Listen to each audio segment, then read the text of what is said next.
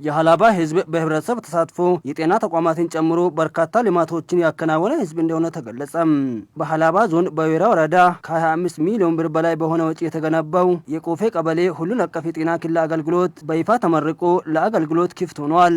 በመድረኩ ላይ ንግግር ያደረጉት የማዕከላዊ ኢትዮጵያ ክልል በምክትል ርዕሰ መስተዳድር ማዕረግ የመሰረተ ልማት አስተባባሪና የትራንስፖርትና መንገድ ልማት ቢሮ ኃላፊ የሆኑት ዶክተር መሐመድ ኑርዬ የፓርቲያችን ስራ ሰው ተኮር ፓርቲ ነው ያሉ ሲሆን በዚሁም መሰረት አቅመ ደካሞችን በመደገፍ ማዕድ በማጋራት በበጎ ስራዎች ንቁ ተሳታፊ በመሆን እንዲሁም የመሳሰሉትን ሰው ተኮር ስራዎች ማከናወኑን ገልጸዋል። አክለውም የመንግስት አገልግሎት ተደራሽነትን ለማረጋጋት ህዝብና መንግስትን አስተባብሮ መስራት እንደተቻለም አብራርተዋል። ህዝብና መንግስት ከተባበረ የትኛውን ልማት ማምጣት እንደሚችል ይሄው ማሳያ እንደሆነ ሁላችሁን መገንዘብ ያስፈልጋል ማለት ነው። ተባብረን ብዙ ልማቶችን ሰርተናል። ተናበን በርካታ ያልነበሩ ጉዳዮችን እውን አድርገናል። በዝርዝር ሲጠቀሱ የነበሩ ያው ሚሞሪያችን አንዳንድ ጊዜ ስለምረሳቸው እንጂ የጤና ስራዎቻችን በህብረተሰብና በመንግስት ድጋፍ ትብብር የተሰሩ ስራዎች በጣም ብዙ ናቸው። ሆስፒታሎችን ገንብተናል። ጤና ጣቢያዎችን ገንብተናል።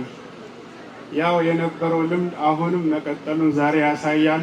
ዞኑ ለዘመናት ይዞ የመጣውን የህብረተሰብ ተሳትፎ በማጎልበት ህዝብና መንግስት የጀመሩትን ልማታዊ ጉዞ በቀጣይም አጠናክረው እንዲቀጥሉ አሳስበዋል። የማዕከላዊ ኢትዮጵያ ክልል ጤና ቢሮ ኃላፊ የሆኑት አቶ ሳሙኤል ዳርጌ በበኩላቸው የሃላባ ዞን የጤና ስራዎችን በተጠናከረ መልኩ በመስራት የጤና አገልግሎትን በፍትሃዊነት ተደራሽ ለማድረግ በትኩረት እየሰራ እንደሚገኝ ተናግረዋል። የሃላባ ዞን ለክልሉ ሞዴል የሚሆኑ የጤና ስራዎችን በመስራት ለሌሎች አካባቢዎች ጭምር ተሞክሮ የሚሆኑ ስራዎችን በብቃት እንዳከናወነም ተናግረዋል። ሃላባ ዞን ብዙ ጤና ጣቢያዎች ህዝብና መንግስት በጋራ የሰራ ነው።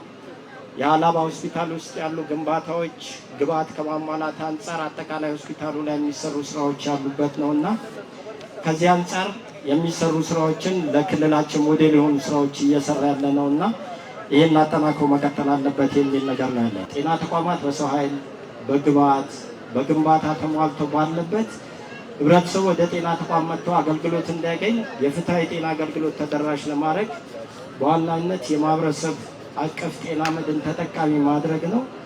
ሃላባ ዞን ነባሩን ዞን ላይ አሁንም በለውጥ መንግስት በተለይ አዲሱም ክልል ከተመሰረተ ወዲህ ይሄ ዞን ላለፉት ዓመታት የፊት መስመሩን እየያዘ በክልላችንም አንደኛ ደረጃ ላይ የወጣ በሀገር ደረጃም ዞን አልቋት መስርቶ ይሄንን ይበልጥ እያሳደገ ያለ እየሰራ ነው። ይሄ ደግሞ ሁሉም ህብረተሰብ በኪሱ ልክ ሳይሆን በህመሙ ልክ አገልግሎት የሚያገኝበት እየሰራ ጥሩ የተሞክሮ ዞን ነው። ይሄን በሀገር አቀፍ ደረጃ ይሄን ተሞክሮ ለመውሰድ እዚሁ ዞን ውስጥ መጥተው ልምዱን ቀምረው የወሰዱበት ዞን ነውና ይሄን ይበልጥ እያሳደጉ መሄድ ይጠይቃል ማለት ነው። የክልሉ ጤና ቢሮ በቀጣይ ዞኑ ለሚሰራቸው የጤና ስራዎች አስፈላጊውን ድጋፍ ሁሉ እንደሚያደርግም አቶ ሳሙኤል ተናግረዋል።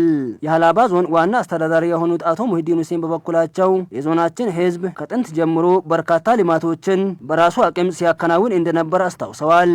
አቶ ሙሂዲን አክለውም በዞኑ የጤና አገልግሎት ከጊዜ ወደ ጊዜ እየተሻሻለ መምጣቱን ገልጸው ፍትሃዊ የጤና አገልግሎት ተደራሽነትን ለማስፋት በትኩረት እየተሰራ እንደሚገኝ አብራርተዋል።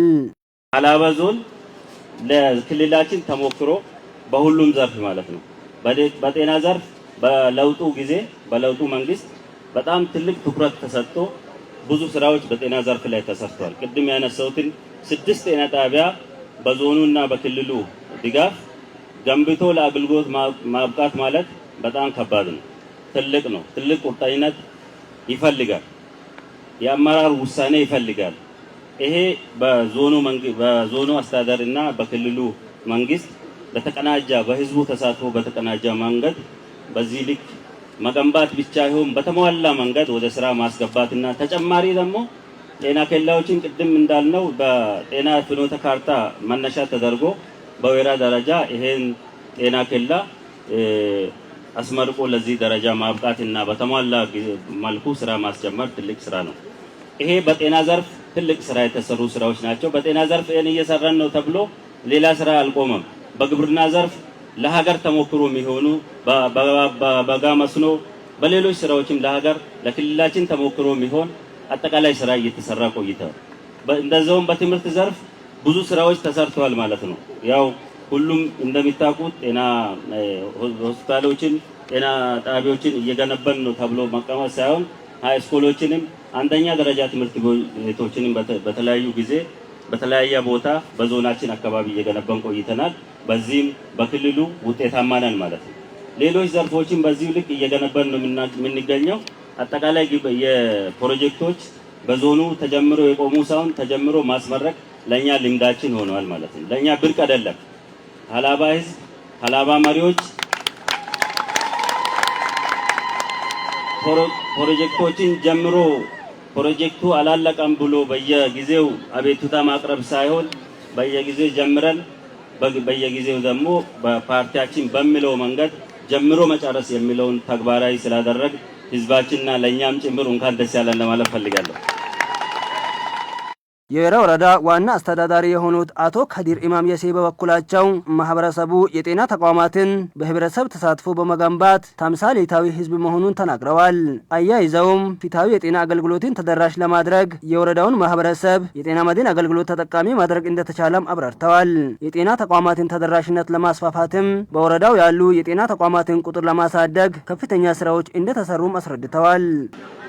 የጤና ተቋማት ተደራሽነት ለማህበረሰብ ጤና መጠበቅ መሰረታዊ እንደሆነ በመገንዘብ ከለውጡ በኋላ የጤና ጣቢያዎች ሽፋን እንደ ወረዳችን 2 አዳዲስና ቀድሞ የነበሩ 5 ዛሬ ከሚመረቀው ጋር ያው 6 ሆኗል ማለት ነው። ጣቢያዎች በመገንባት 100% ተደራሽ ማድረግም የተቻለ ሲሆን ሁሉም የወረዳችን ቀበሌዎች መሰረታዊ የጤና አገልግሎት እንዲያገኙ መሰረታዊ ጤና ኬላዎችን ተጠቃሚ ማድረግ ተችሏል። በተመሳሳይ በበጀት ዓመቱ 1 የመሰረታዊ ጤና ኬላና 1 በዛሬው ቀን እያስመረቅን ያለነውን የቁፌ ሁሉ አቀፍ ጤና ኬላ በመገንባት ለህዝባችን አገልግሎት አዘጋጅተናል። የቁፌ ሁሉን አቀፍ ጤና ኬላም የአካባቢው ማህበረሰብ በቅርበት የጤና ተቋማትን አገልግሎት እንዲያገኝ እንደሚያስችለውም ተናግረዋል። በመርሃ ግብሩ ላይ የሁሉን አቀፍ ጤና ኬላ ግንባታው በስኬት እንዲጠናቀቅ አስተዋጽኦ ላደረጉ አካላት የምስጋናና የእውቅና ስነ ስርዓት ተበርክቶላቸዋል።